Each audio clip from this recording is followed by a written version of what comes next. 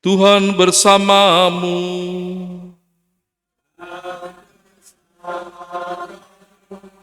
Inilah Injil suci menurut Lukas.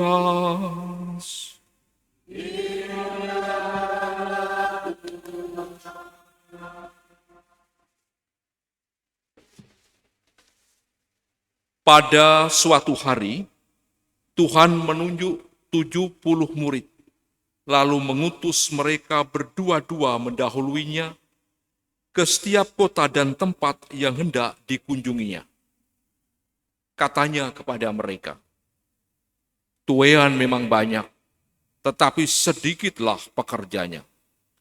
Karena itu mintalah kepada Tuhan yang mempunyai tuaian, supaya ia mengirimkan pekerja-pekerja untuk tuaian itu. Pergilah, camkanlah, aku mengutus kamu seperti anak domba ke tengah-tengah serigala.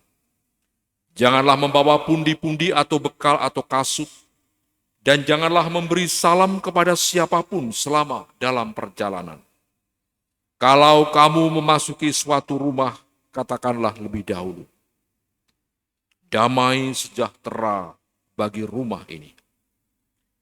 Dan jika di situ ada orang yang layak menerima damai sejahtera, maka salammu itu akan tinggal padanya.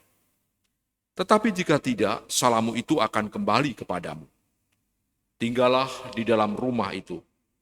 Makanlah dan minumlah apa yang diberikan orang kepadamu, sebab seorang pekerja patut mendapatkan upahnya. Janganlah berpindah-pindah rumah. Jika kamu masuk ke dalam sebuah kota dan kamu diterima di situ, makanlah apa yang dihidangkannya kepadamu.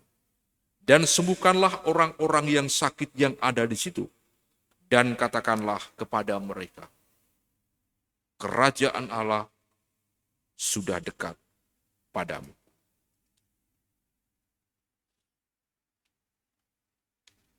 Demikianlah sabda Tuhan.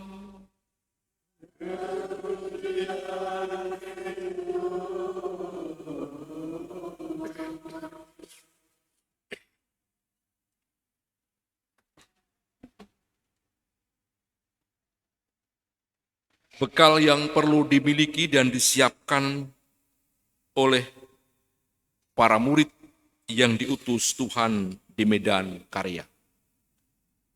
Saudara-saudariku terkasih, bacaan hari ini mengingatkan kepada kita sebagai murid-murid Yesus yang dipanggil, dipilih, dan diutus untuk ikut ambil bagian mewartakan kabar gembira, kabar sukacita, kabar keselamatan, hadirnya kerajaan Allah. Maka supaya karya pelayanan itu menjadi tepat sasar, efisien, efektif, dan berbuah, ada beberapa hal yang perlu untuk kita miliki dan kita siapkan. Yang pertama, kita diminta untuk mengandalkan Tuhan, menggantungkan hidup seluruhnya apa yang kita alami, termasuk nanti dalam medan karya pelayanan menjadikan Tuhan sebagai pemandu, sebagai dasar dalam kehidupan ini. Dan diharapkan kita tidak direpotkan, kita tidak disulitkan, kita tidak dihalangi oleh berbagai macam fasilitas-fasilitas yang kadang-kadang itu justru akan membiaskan, seringkali justru akan membelokkan. Maka Tuhan mewanti-wanti supaya kita jangan membawa pundi-pundi, bekal atau kasut, jangan memberi salam kepada siapapun selama dalam perjalanan. Kemudian pesan yang kedua,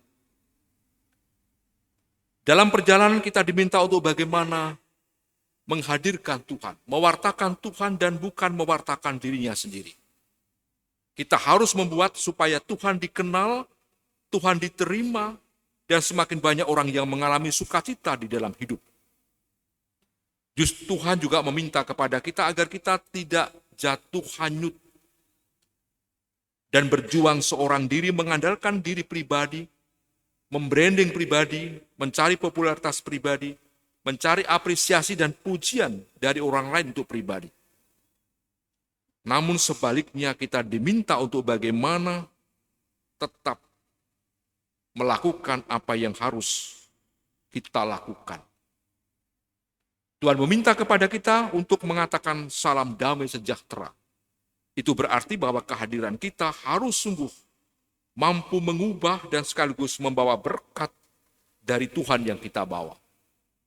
Kemudian pesan yang selanjutnya, kita diminta untuk sungguh-sungguh berani dan mau hidup apa adanya, keluar dari zona nyaman. Tadi kita didengar bahwa Yesus meminta ketika masuk dalam suatu rumah, apa yang disediakan di situ, dimakan, tempat tidur yang disediakan, ditinggali, dinikmati, dijalani, dan disyukuri. Dan tidak boleh untuk hanyut larut dalam status quo atau dalam zona yang aman dan nyaman. Kemudian pesan yang selanjutnya, kita diminta untuk sungguh-sungguh sadar bahwa kita hadir ada untuk Allah lewat sesama. Maka kita dipanggil pergi berdua-dua. Tujuannya jelas untuk saling meneguhkan, saling menguatkan, saling mengingatkan, saling mensupport satu sama lain.